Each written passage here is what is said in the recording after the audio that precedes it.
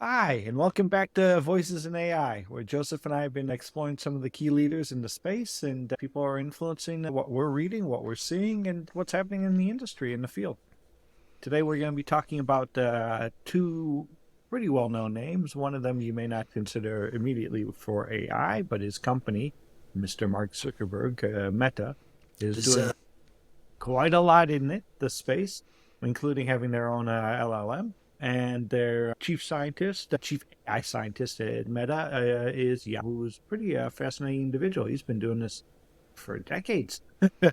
Seems to, almost. I hate to throw any age on somebody, but he seems to be one of the visionary found elders of the industry So in many yeah, respects. he along with Jeffrey Hinton and Joshua Bengio, we haven't talked about either of those guys yet, but the Yeah, three of them are considered like the godfathers of modern AI yeah, because they've really pushed forward the deep neural network type architecture in a period when AI had abandoned it. yeah, yeah. He's LeCun himself was known for the neural network side of things, as my understanding from reading about him and so forth. I haven't read the document, but I saw he published a draft document back in June 2022 that it was laid out. It sketches a bold new vision for the future of AI based on a neural network, how they would be able to view the world at different levels of detail. And if you consider that aspect of what an AI could be doing and adjusting to, that's when you start getting the scary side of AGI and where people think this could go very well and could go wrong. Yeah, I'll check my bias at the beginning here to say that I do not look favorably upon Meta even before this whole AI thing. And I think that trend is actually continuing, in my opinion. And Yeah. that is being primarily led by these two people, Mark and the Zuck and Jan. But there is also no denying Jan LeCun's influence on the field. The kind of two major things that he has contributed or was one of the primary contributors to were this technique called backpropagation, which is when you're teaching the neural network, what happens is like it gets all the way through the network to the end, and then it has that output. And if that output is wrong, it then like reverses through the network to update the weights in that network so that it fires, if it's like tweaking the knob so that it does fire more appropriately the next time. And that's what this fine tuning is that we talk about. The second thing he contributed was something called convolutional neural networks. There's tons of different types of neural networks, but this one you actually use probably on a somewhat biweekly or monthly basis when you get a check in the mail for something. You've probably used like your app, your phone app, to take a picture of that, and somehow you probably don't even think about it. It's able to read all the information on that, process it. So, this is what he worked on, which is essentially to identify. It's really easy to identify a typed number three. It's really difficult to identify a handwritten number three because there's an infinite number of permutations of how someone writes the number three. So, this network works to like identify what something is and then connect it to whatever that symbol's meaning is essentially. Got it. Got it. That's cool. That's really cool. Yeah, I'm going back to your first comment that like you, when you talk about anything with Meta, you often do have to check something at the door. And similar to you, especially coming out of a performance marketing background, I know the depth of what they've been trying to do with data, and privacy has never really been a strong concern for them, or at least for, and I blame that more, put it more at the feet, the doors of Zuckerberg than Jan LeCun. Yeah. But you've got to ask if you're working within that sort of organization, where's the safety mechanism? And Facebook, Meta, has always been somewhat clever in spinning it back so that they get the feel good perception. They were one of the first to freely share their LLM, which I can't even think of the name right now. It's Llama? long. Yeah, Yeah. LAMA.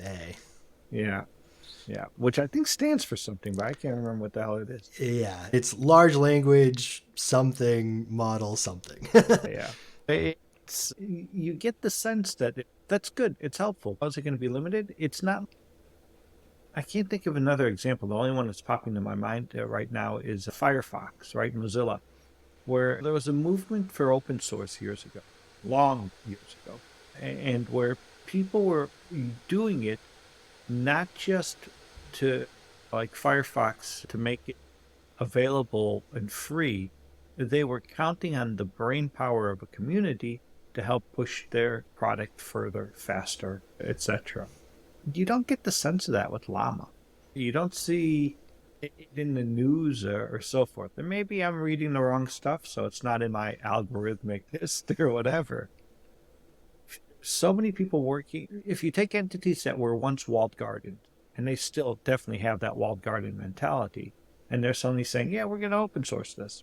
Do you really think they're trying to get the best? Yeah, so let me give my hot take here. First off, Meta is very late to the game. Here, they were caught off guard just as much as everyone else was by ChatGPT. And my educated guess here, in terms of going full open source mentality, for one, Yann LeCun in particular, he's what we call an accelerationist. He's very cavalier about AI technology in terms of what risks. There's no risks. We're just talking about matrix multiplication here. These things can't think, whatever. There's no he's very anti anything is going to happen wrong with the models that we have right now, just by literally things happening right now. But the idea behind that, and he pushes forward the open source, is he just signed a letter with many other people in the field around how we need to make this open source because we want to do this in public and we want to make sure we're getting everybody's heads around it. But to me, and maybe this is not Yann's idea, more Zuck's, but they're so far behind that they actually need to essentially steal people's time to research these open models so that they can incorporate any sort of things that are bubbling up from the community so that they can incorporate that without having to pay anyone. It's also extremely competitive right now for machine learning experts and researchers. Yeah. And they typically want to go the open source route. They want to be able to freely share the research that they're doing and the things that they're creating. And again, this is another way that they're just trying to have a competitive advantage in the talent space to try to get people, again, to catch up because they're so far behind. And we're starting to see the corners that are getting cut with them as well. They released Llama, which was their open source model. So you can go download Llama right now and do whatever you want with it. They had done almost no safety testing on it and gave it to some researchers, and it immediately leaked. It was supposed to only be for researchers, and suddenly, obviously, it takes only one of those researchers to put it up online, and then because it's essentially just an Excel spreadsheet, more or less, that you're giving people. It's just the weight that spread very quickly, and we already started to see there were no safeguards. This wasn't tested at all before it got out there. And so now they've just leaned fully into it. They've released Llama 2, as well as they're putting out all kinds of different AI models, some of which they have actually had the foresight to not release. There's a couple models around, I think, voice generation, that it was too good and too easy to use, so they back. But generally, that is the exception, not the rule. They're going full tilt ahead. Let's just put everything out there and let people play with it. It calls a lot of things into the game of AI, the landscape of it, and we'll talk about that with one of the other people that's coming up in our series. When you see quotes, you type into Bing's Copilot or Bing Chat, whatever they want to call it, because they seem to be two different entities. Yann LeCun quotes, right? The underlying problem isn't the AI. The problem is the limited nature of language. Will AI take over the world? No, this is a projection of human nature on machines, right? And you can see that there's something here that, and I'm taking it obviously completely out of context, right? I'm just looking at one quote that search engine Copilot brought back for us. What are their competitors? But you can see that there's almost this, whatever, safety. Yeah, absolutely. A deflective quality, right? It's not the AI. It's the limited nature of language. Will it take over the world? No, man, it won't do it. It's humans. Yeah.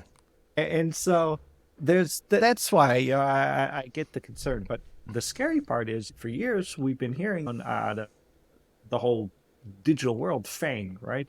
Financial world. It's been Facebook, Alphabet, Netflix, and Google. No, it's Amazon. Amazon. Amazon, yes. Sorry, that was the A. Alphabet and Google Uh, are the same. yeah, exactly. As I said, I was like, no, that can't be right. And the power of what they were doing as companies, and Apple's in there as well, right? In many respects, because they're going to enter race late, as you mentioned, but the race is dependent on compute power.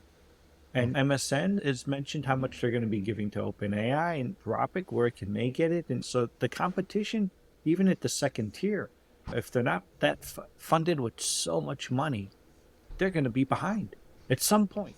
And if you think that then you're, in a sense, there's an instant condensation of power. It's similar to the nuclear arms race, which a lot of people have equated this to, right? The AI game, right? We've got 6 nations in the world that legally have nuclear power, nuclear arms. Is that what's going to end up here? In the sense of not nations, but entities that are really feel. Yeah. And Meta has the money. They could do it. And they have the data. Like, yeah, that was just about the other part I was going to say. Like, think about how much data you've given to Meta. All of us have given to Meta. We did not agree that this could be used to train a model, but you're not going to get asked. No. You already haven't been asked. They've already done it. Yeah. And it's really interesting to me now that you bring something like that up. When you bring stuff out of China, I know Go, our compatriot synth minds, is looking quite a bit into it. What's China doing within AI, right? Because that's not really talked about in the Western world. And the Chinese models of social media, like WeChat and Weibo, it's ingrained across all their lives. It's not just a social media platform. It's a payment platform. It's everything. It's literally like their supercomputer central. Yeah, exactly. Centralized. So what kind of data do they have at play? And what is the model? Yeah. And what are they going to be able to put out in comparison? And it goes back to a bit of what we were talking about with the open source. When is that going to be openly shared? How for China. How do we help each other improve? Because that's not the game. Mm-hmm. You know what I mean? It's not a collaborative space. To Meta, I just want to mention a few other things that are going on right now. So they released this like application through, I think, Instagram and or Facebook where you can make stickers, and it was like very easy to make highly inappropriate stickers using this thing. They have released and then recently they've had allegations, this isn't necessarily AI related, although it is, allegations that they were prioritizing profits over the mental health of students and or youth who are using their products. And we can all like point to the ethereal algorithms and blame ourselves for doing this, but really it's like Meta's the one creating the algorithms. They have shown that they were knowledgeable that it was creating these negative impacts on youth in particular, and they decided to lean into that rather than try to change it because it's a very important, lucrative demographic for them. So it's just like and this is what I really struggle with is you listen to Yann LeCun and Zuck for that matter, and their talking points around open source are also that this is important to make sure that everyone gets it. Crap, what was I going to say? Oh, they talk a lot about regulatory capture. In other words, we have all these people... regulatory capture? Yeah, I'll explain. So the idea here is you have a lot of people fear-mongering, right? And a lot of these companies fear-mongering, AI is going to take over the world or whatever. And the idea here is that if you scare people and the policymakers who don't actually understand AI at all, then you're now the expert in the room causing urgency and fear, which allows you to write the policy on behalf of the government, right? And then you get in all the other things that go along with corrupt politics around this. And Yann's major talking point is, we're going to get regulatory capture for all this stuff that's going on. But then you look at Meta, and it's like, you guys have been capturing that for your entire existence. Like the entire, in the US, it's legislation like 230 or something like that, Bill 230, where you can't be held liable as a company for like what happens on your platform.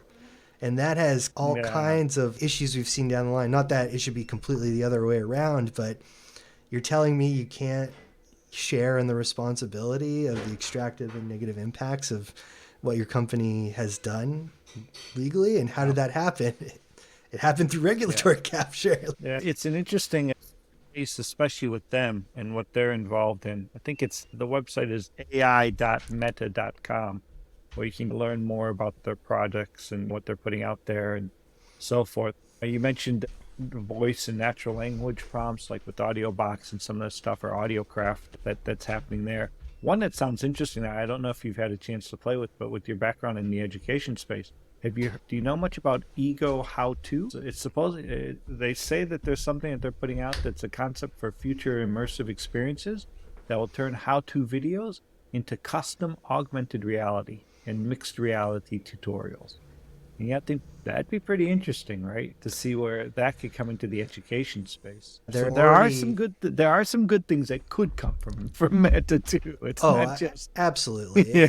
And yeah, they're not all evil and bad. And it seems like they're trying to turn a corner. I just very much question the motivation behind what they're doing Money, based I on would past imagine. experiences. Yeah. But the mixed reality thing is super cool. And I do think that it's like failing right now financially, but I think it is ultimately the future. I don't know if you've seen some of the videos of the latest Meta Quest. Is like literally you can sit down in front of a piano and it will do a garage band. You remember that game like version of playing the piano where it'll like show you the lines coming up that you just have to press to play Yeah. certain music in time. So there's stuff like that where you're going to be able to gamify learning to an extent that has never been available to us before by overlaying a virtual reality on our shared reality. And but there's all kinds of other issues that come along with that, and I haven't heard any conversations around what are the guardrails we want to put on this either. Yeah. Yeah. No, they are a very interesting company. I got to look more at that AI at meta.com and see how often they publish and things like that. It'd be interesting to start to try to aggregate for ourselves and for any of the viewers as well. What are these big companies, those FANGs, what are they putting out around AI? We're constantly rating the ARVIX catalog for the research papers. The use cases are really coming from these companies. And obviously a lot of very independent, scrappy entrepreneurs. So yeah, I'd be fascinated because there's a whole different level of, as you mentioned, kind of politics and spin and that they're putting on things compared to what, in a sense, really happening. Everyone, you got a twofer today. The Zuck and Lacoon. Check them out for yourself. See how you feel about what they're talking about and how they're talking about it. But take it all with a grain of salt. Just think about how they've impacted us as a globe so far, and if maybe these are the people we want leading the charge on open source. Maybe there's some better people we can put our marvels into. Thanks, everyone.